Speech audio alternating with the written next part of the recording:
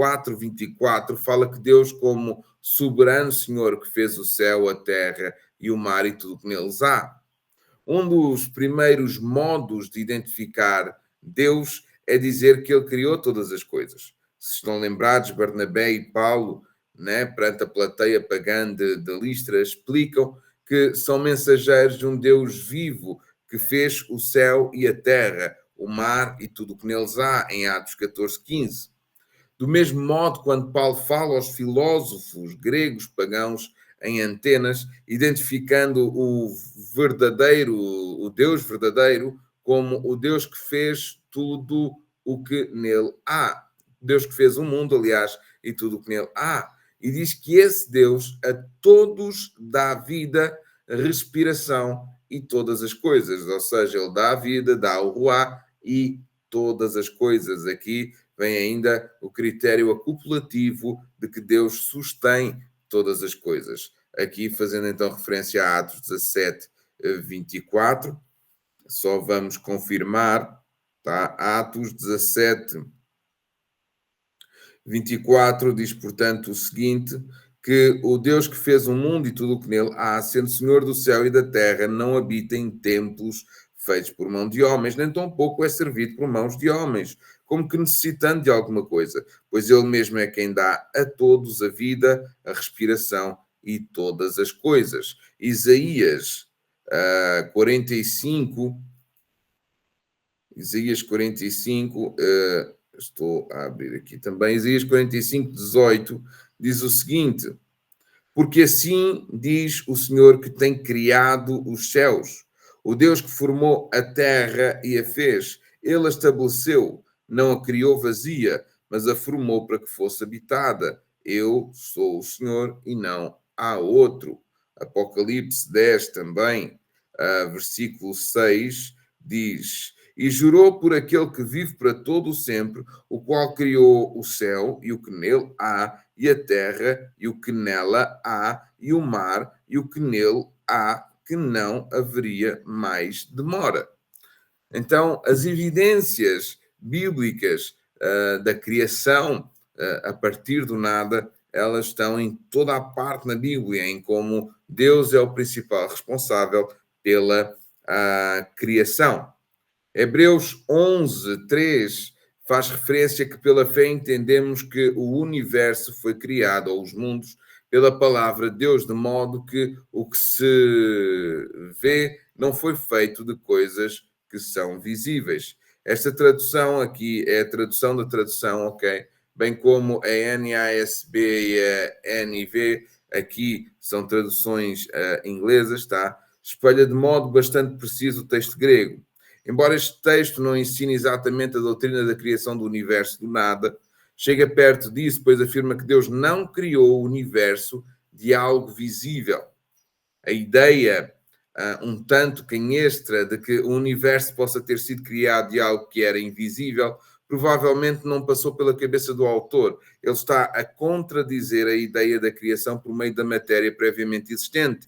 E para esse fim, este versículo é claro. Então a matéria, ela não coexistiu com Deus. Deus é antes de toda a matéria. Ainda que haja uma visão na sapiência de Deus, tá? Ela veio a existir por intermédio dele. Então, a partir daí, do nada, ela não sofreu uma metamorfose do mundo espiritual para o mundo material. Não. Deus criou os céus, a parte espiritual, e criou também a parte material. Amém? Então, é claro que Deus criou todas as coisas. Romanos 4:17. Importante também abrir aqui. Romanos 4:17 diz o seguinte: meus queridos, a aula está a ser gravada no YouTube e por isso depois, durante o dia ou durante a semana, podem voltar a ver e ainda consultar o PDF que eu vou tentar vos enviar ainda durante este dia, assim como também os PDFs que estão em falta relativamente também ao discipulado. Romanos 4:17 diz: como está escrito, por Pai de muitas nações te constituí, perante aquele no qual creu, a saber Deus, o qual vivifica os mortos e chama as coisas que não são como se já fossem. Então, Romanos 4:17 também implica que Deus criou do nada, ainda que não afirme exatamente isso. O texto grego fala literalmente de Deus como aquele que chama coisas não existentes como existente. A tradução de ESV, que é uma tradução inglesa da qual também está a ser traduzida aqui para português, de forma literal, chama a existência às coisas que não existem, como nós lemos. É incomum, mas gramaticamente possível, e faz uma afirmação explícita da criação a partir do nada. Mas se Deus fala a algo que não existe, ou chama como se efetivamente existisse, o que então está explícito? Se ele chama coisas que não existem como se existissem, e se Deus sempre fala de modo fidedigno, o significado só pode ser que, quando Deus fala, essas coisas imediatamente existirão, chamadas irresistivelmente à existência pelas suas obras poderosas. Amém? Glória a Deus. Portanto, Deus nos chama e tudo o que ele criou foi chamado. Por isso a palavra de Deus diz: haja, Deus falou e veio a existir. Como Deus criou todo o universo do nada, no universo não há matéria eterna. Tudo o que vemos, as montanhas, os oceanos, as estrelas, a própria Terra, tudo veio a existir quando Deus o criou. Houve um tempo em que não existiam. Em Salmos 92 diz o seguinte: antes que os montes nascessem, ou que tu formasse a terra e o mundo, mesmo de eternidade a eternidade, tu és Deus. O que é interessante é que a comunidade científica aceita que a Terra terá um fim, que esse fim será ela ser engolida pelo Sol, por exemplo. Ok? Isso lembra-nos que Deus rege todo o universo e que nada na criação deve ser adorado no lugar de Deus ou além dele. Todavia, se negassem a criação a partir do nada, teríamos de afirmar que alguma matéria sempre existiu e que é eterna com Deus. Essas ideias, ou essa ideia, aliás, desafiaria a independência de Deus, a sua soberania e o facto de que só Ele merece a nossa adoração. Se a matéria existisse independentemente de Deus, então que direito inato Deus teria de regê-la e usá-la para a sua glória? E que certeza teríamos de que cada aspecto do universo, no fim, cumprirá os propósitos de Deus, se algumas partes dele não foram criadas por Deus? O lado positivo do facto de Deus ter criado o universo do nada é que ele tem sentido e propósito. Deus, em sua sabedoria, o criou para algum fim. Devemos tentar compreender esse fim e usar a criação de modo que se conformem a esse fim, que é glorificar o propósito de Deus. Além disso, sempre que a criação nos traz alegria, devemos dar graças a Deus que tudo fez. Amém? Primeira de Timóteo 6:17 diz: manda os ricos deste mundo que não sejam altivos, nem ponham a esperança na incerteza das riquezas, mas em Deus, que abundantemente nos dá todas as coisas para delas gozarmos. Ok? Então, é maravilhoso nós entendermos que Deus não se poderia contrariar roubando a glória de uma matéria que coexistisse com Ele, que não tivesse sido formada dele. Ok? E por outro lado, colocaria-se quem foi o agente reprodutor dessa matéria, ou melhor, o agente criador dessa matéria, como é que ela veio a existir. Se não foi Deus a criar, existiria algo superior a Deus, o que seria um outro Deus. Então, esse não seria de todo, e não é de todo um facto. Deus é único, ok? E Deus criou todas as coisas. E o facto de todas elas terem um determinado tempo e um limite de tempo faz a diferenciação de que elas existem. Ou vieram a existir, aliás. A criação do universo espiritual. Vamos lá. A criação de todo o universo abarca a criação de um reino de existência invisível e espiritual. Deus criou os anjos e outros tipos de seres celestiais, além dos animais e do homem. Também criou o céu como lugar em que a sua presença é especialmente evidente. A criação da esfera espiritual está certamente implícita em todos os versículos acima que lemos, que afirmam que Deus criou não só a terra, mas também o céu e tudo o que nela há. Apocalipse 10, 6 diz o seguinte, Apocalipse 10, 6 diz: e jurou por aquele que vive para todo sempre, o qual criou o céu e tudo o que nela há, e a terra e o que nela há, e o mar e o que nela há, que não haveria mais demora. Atos 4 também, 24, apesar de já termos lido, só relembrando e trazendo à memória, diz: e ouvindo eles isto, unânimes levantaram a voz a Deus e disseram: Senhor, tu és o que fizeste os céus e a terra e o mar e tudo o que neles há. Continuando, mas também está explicitamente confirmada em vários outros versículos. A oração de Esdras, por exemplo, diz muito claramente em Neemias 9:6: tu és o Senhor, só tu. Tu fizeste o céu dos céus, com todas as suas hostes ou exércitos, a terra e tudo o que nela há, os mares e tudo o que neles há, e tu preservas todos eles, e as hostes dos céus te adoram. Neemias 9:6. A expressão hostes dos céus neste versículo parece referir-se aos anjos e outras criaturas celestiais, já que Esdras afirma que elas se ocupam da atividade de adorar a Deus. O mesmo termo de hostes é usado para falar de anjos que adoram a Deus em Salmos 103, 21 e também em 148, 2. Mas também o mesmo termo é indicado para estrelas e planetas. No Novo Testamento, Paulo testifica que em Cristo foram criadas todas as coisas, nos céus e na terra, as visíveis e invisíveis. Quer tronos, quer dominações, quer principados, quer poderes, tudo foi criado por meio dele e para ele. Colossenses 1:16 e o Salmo 148, 2-5 também refere a semelhança disso mesmo. Aqui, a criação dos seres celestes invisíveis também é afirmada explicitamente. Temos aqui então a representação de alguns anjos, tá? Para fazermos menção da criação que Deus também os criou. Amém? Agora, há uma criação especial ou uma criação direta de Adão e Eva.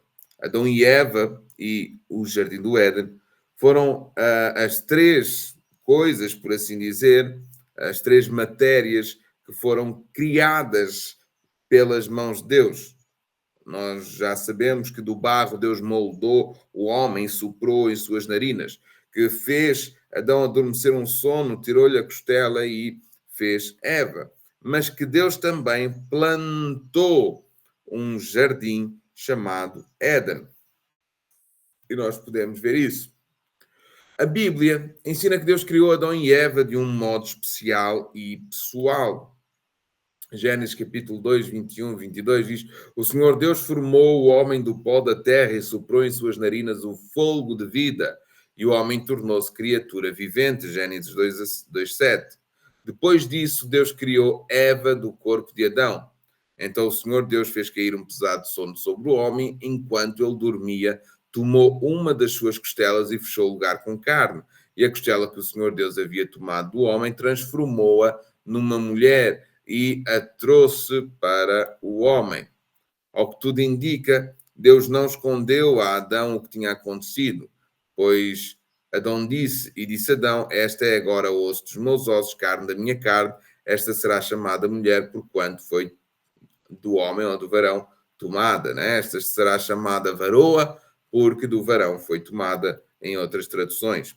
Queria só lembrar, então, sobre a afirmação que fiz do Éden, tá? Que Deus plantou o Éden, e diz no capítulo 2, versículo 4 do mesmo livro de Bereshit, de Gênesis, diz: estas são as origens dos céus e da terra, quando foram criados no dia em que o Senhor fez os céus e a terra. toda a planta do campo ainda não estava na terra e toda a erva do campo ainda não brotava, porque ainda o Senhor Deus não tinha feito chover sobre a terra e não havia homem para lavrar a terra.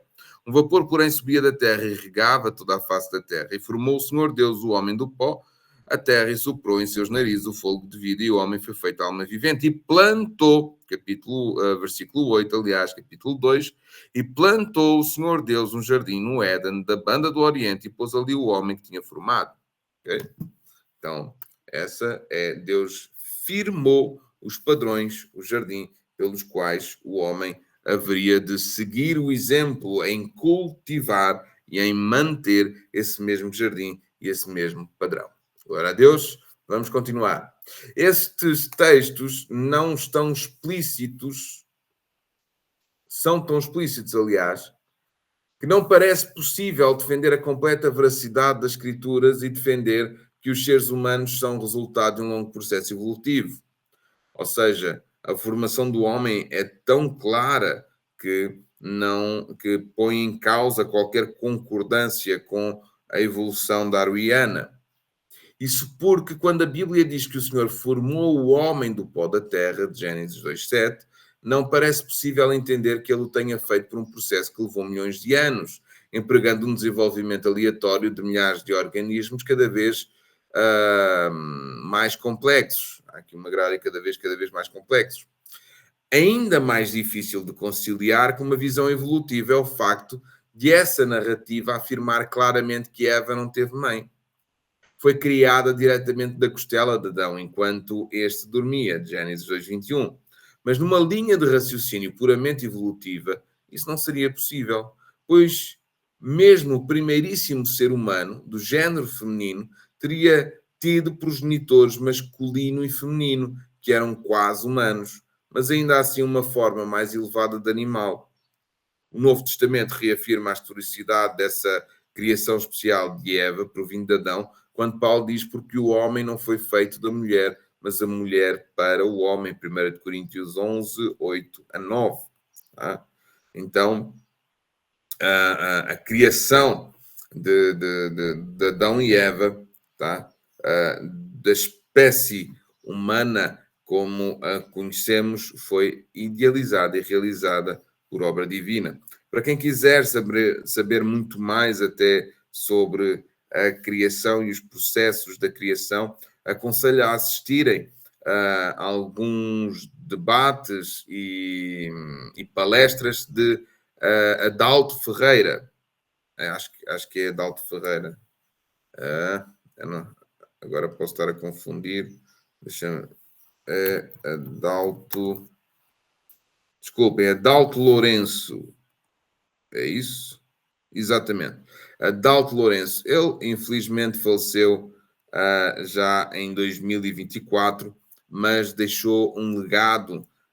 Ele é um físico, astrónomo também, ok?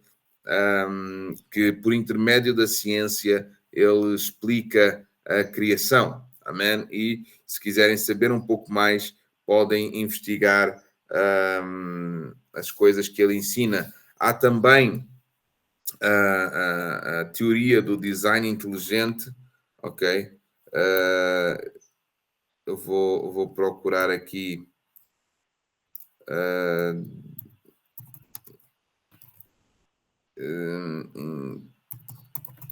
que eu não me lembro o nome do precursor de design. Marcus Eberlin é um dos precursores do design inteligente, do qual também podem assistir alguns debates e palestras que são muito coesos e científicos, aliás, que também defendem a criação não evolutiva. Tá? Por outro lado, temos outros teólogos também, como Tasso Licurgo, que também tem um campo apologético de defesa da criação muito conciso. Amém? Continuando, então, aqui no nosso estudo,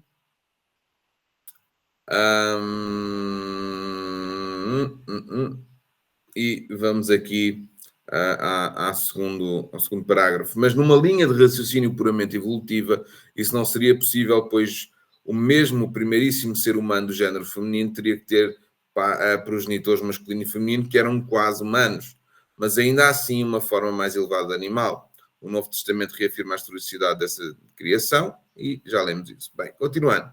A criação especial de Adão e Eva mostra que, embora sejamos como animais em muitos aspectos do nosso corpo físico, somos, no entanto, muito diferente deles. Ou seja, nós temos um corpo adaptado a esta terra, só que é um corpo inadaptado.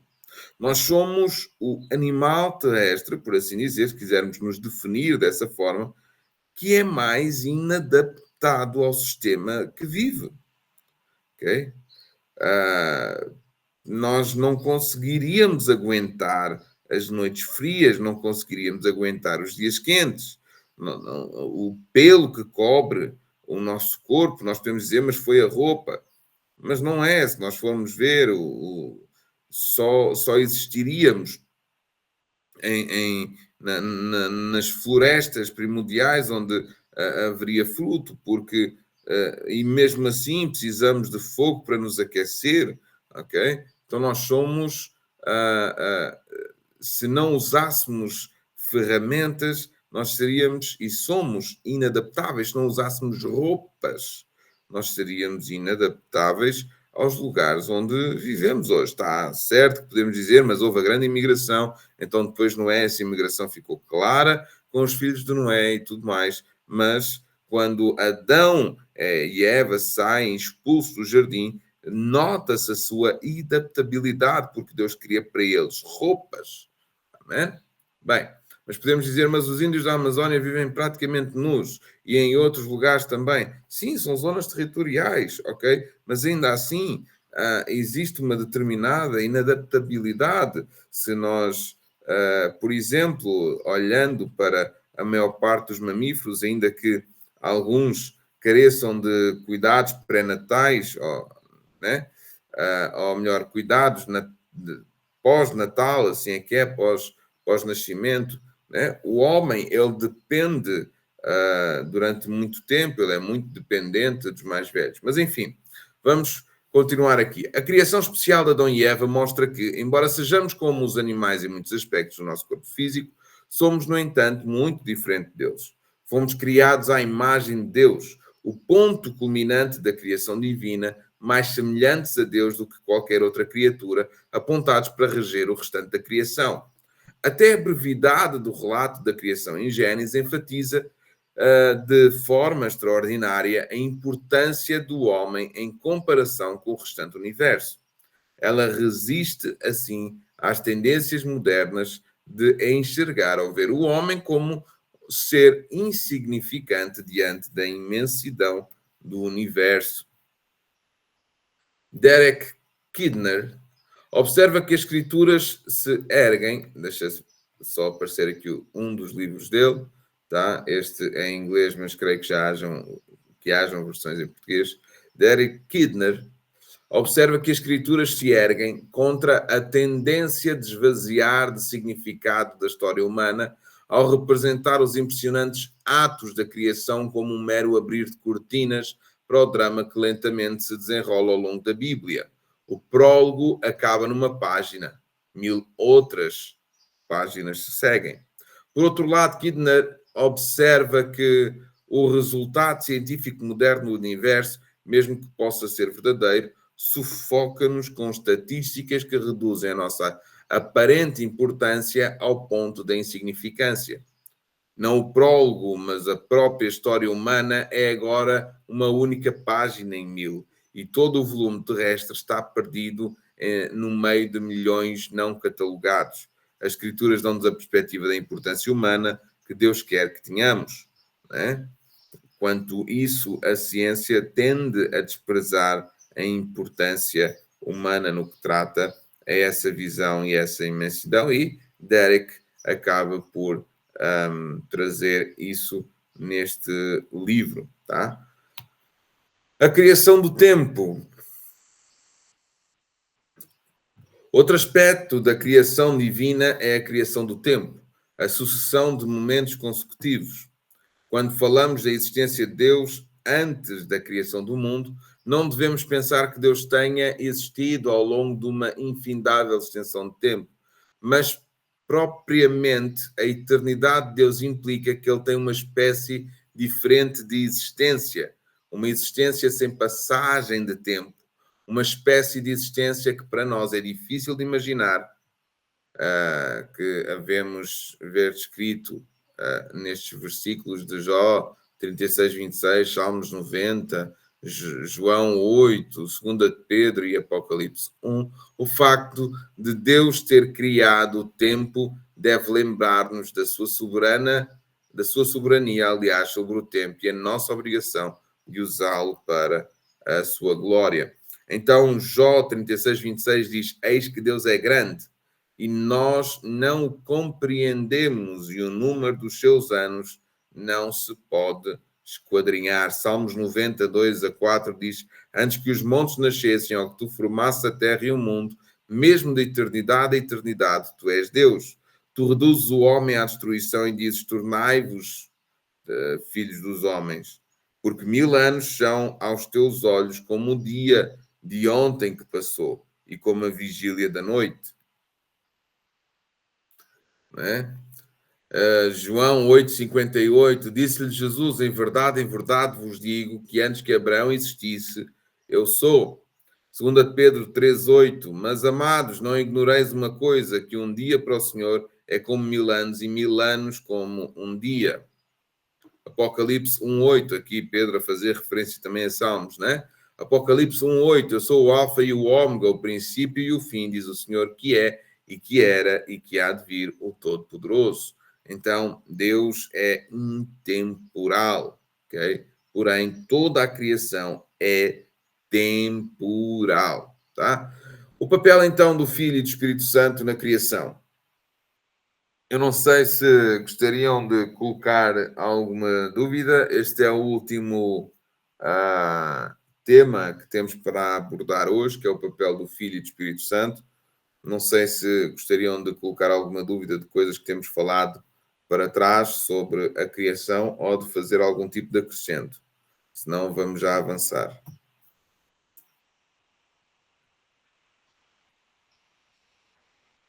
Ok?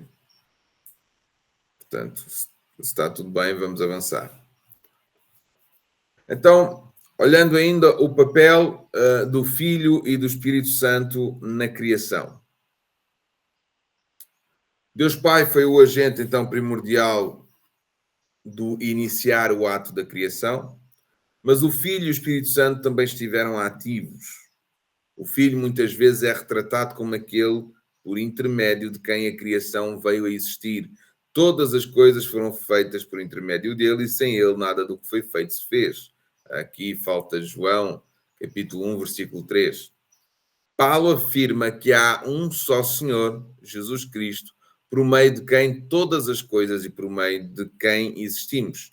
Em 1 Coríntios 8, 6. E tudo o que foi criado por meio dele e para ele, em Colossenses 1, 16. Lemos também que o Filho é aquele por meio de quem Deus criou o universo. Hebreus 1, 2.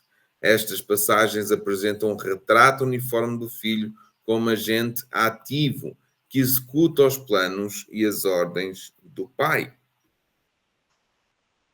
Ou seja, ele era a luz dos homens, por ele e por ele foram feitas e criadas todas as coisas. No início era o Verbo, e o Verbo estava com Deus, o Verbo remete à ação, e então, se pudermos, de uma forma esdrúxula, dizer a influência do Filho na criação, é que ele é a própria ação.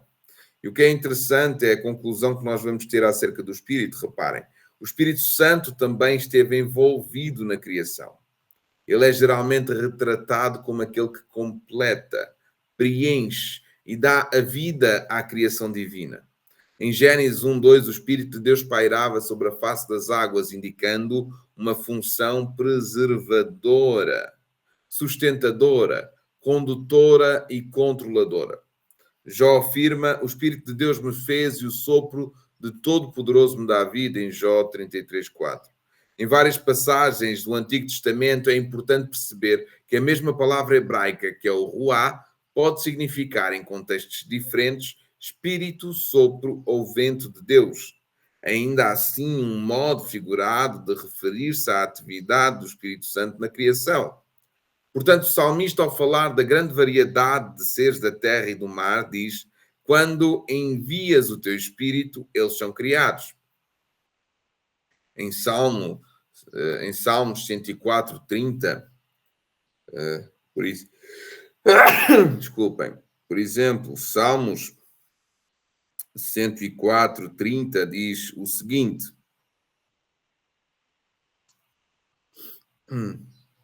envias o teu espírito e são criados assim.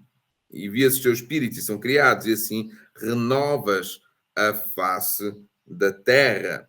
Jó, capítulo 26, versículo 13, diz o seguinte: e pelo seu espírito ornou os céus, a sua mão formou a serpente enroscadiça. Isaías 40, Isaías 40, 13, diz também o seguinte, Isaías 40, 13, que quem guiou o Espírito do Senhor e quem foi e que conselheiro o ensinou, com quem tomou conselho para que lhe desse entendimento e lhe mostrasse as veredas do juízo, lhe ensinasse sabedoria e lhe fizesse notório o caminho da ciência.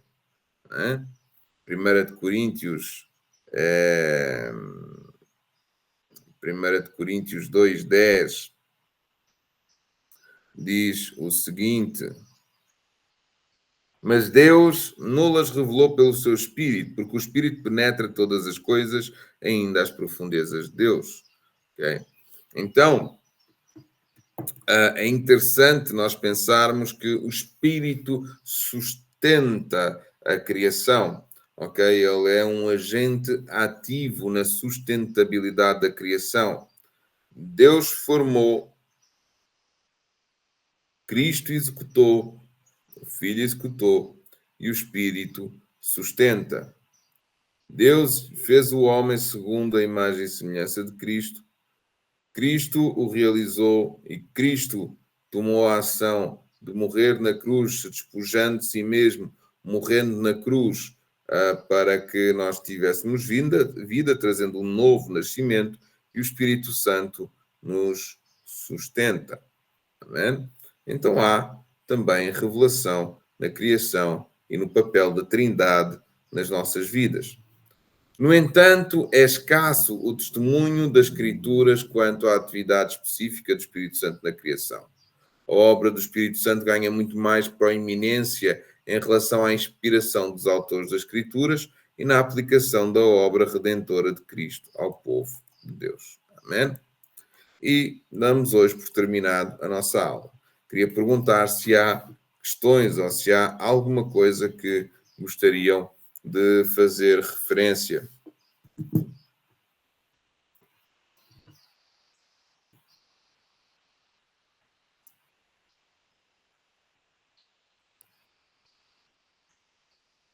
Amém? Não sei se adormeceram, se estão aí. Tá? Queria então voltar a fazer referência de Adalto Lourenço, tá? No sentido em que podem procurar, aliás, eu vou escrever aqui, se eu conseguir, entretanto, Adalto Lourenço, ok, Adalto Lourenço,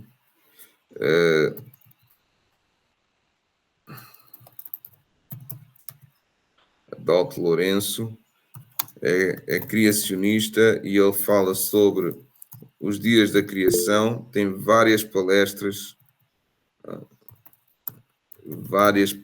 sobre o assunto. Meu Deus, este teclado é diferente. Ok, sobre a criação. Temos design.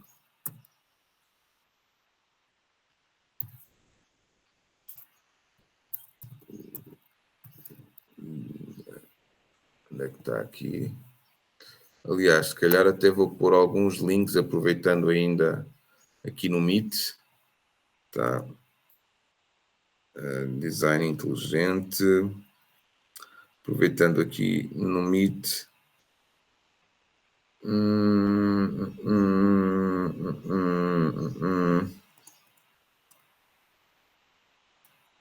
Ver se eu saco aqui. Aqui. Meu Deus, estou todo confuso.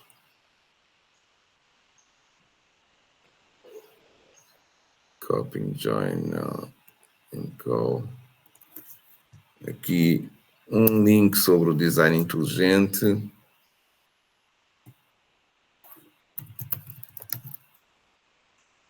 Onde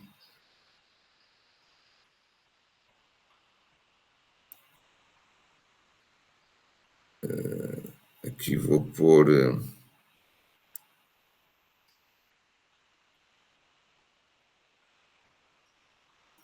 o link do canal do professor Adalto Lourenço para poderem assistir quando tiverem mais algum tempo. E falei-vos também de Tasso Licurgo.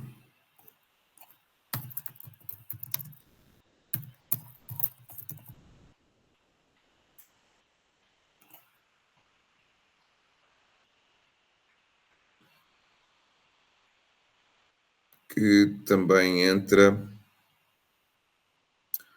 em alguns debates e também tem uma apologética muito interessante. Ciência bíblica e criação da evolução. Ele põe o evolucionismo como concorda com algumas bases do evolucionismo, mas não todas. Okay? Por isso também é interessante averiguar essas mesmas coisas. Tá? Deixar de partilhar também o meu ecrã. Está uma confusão. Meus queridos, é isso. Vamos ficar por aqui hoje. Vamos orar. Amém? Espero que tenham gostado da aula. Para a semana haverá mais. Vamos orar. Pai Santo e amado, Senhor, nós glorificamos o Teu precioso nome, ó Pai, e é com alegria que recebemos, ó Deus, esta palavra e esta visão sobre a criação. Obrigado, Senhor, porque te aprova a Ti, Senhor, agradou-te a Ti revelares todas essas coisas e assim, como diz também no primeiro capítulo de Romanos, que a criação, ela é a revelação da Tua glória e que nós, olhando para ela, conseguimos ver, Senhor, que Tu a criaste. Que há um Deus. Pai Santo, assim, ó Deus, nós sejamos responsáveis em contemplar, Senhor, as obras das Tuas mãos, a fim de vermos a Tua grandeza e Te darmos a honra e a glória que Te é devida. Queremos Te louvar por esta manhã, queremos Te louvar e agradecer por este dia e Te entregar tudo em Tuas mãos, Senhor, o nosso trabalho, as nossas idas, tudo quanto nós fizermos, idealizarmos, realizarmos, seja segundo a Tua vontade, seja segundo, ó Deus, o parecer e o critério do Teu coração, Senhor, da Tua palavra, e que nós não somente a ouvimos, mas principalmente a possamos cumprir. Obrigado, Senhor, por todas as coisas, obrigado por esta aula, obrigado por todas as vidas, Senhor, que estiveram não somente a absorver, mas também, ó Pai, com entendimento, ó Deus, a ver a sua mente a ser transformada pela pregação da palavra, Senhor. Nós te louvamos e te agradecemos e hoje trazendo uma argumentação ainda mais poderosa sobre a criação, Senhor, e sobre tudo aquilo que o Senhor tem feito, que tantos homens têm tentado trazer mentiras e falsas doutrinas debaixo daquilo que é o espírito anticristo. Contudo, nós acreditamos em ti, acreditamos na tua palavra e por ela nós queremos viver. Nós te louvamos e te agradecemos, ó Deus, nós te amamos e colocamos e apresentamos tudo diante de ti nas tuas mãos. Em nome do Senhor Jesus Cristo, que cada um, Senhor, possa seguir em paz, que a paz que excede o entendimento, com a tua shalom, em nome do Senhor Jesus Cristo. Amém. Amém? Meus queridos, é isso. Espero que tenham gostado da aula, tá? E vamos adiante para a semana a mais. Glória a Deus pelas vossas vidas. Um forte abraço a todos. Deus abençoe e até logo. Não se esqueçam, deve ficar gravado no YouTube e lá poderão também assistir de novo. Compartilhem, deixem o vosso like também, porque assim também teremos maior alcance. Tá bom? Deus abençoe grandemente. Um forte abraço a todos. Deus abençoe. Um abraço.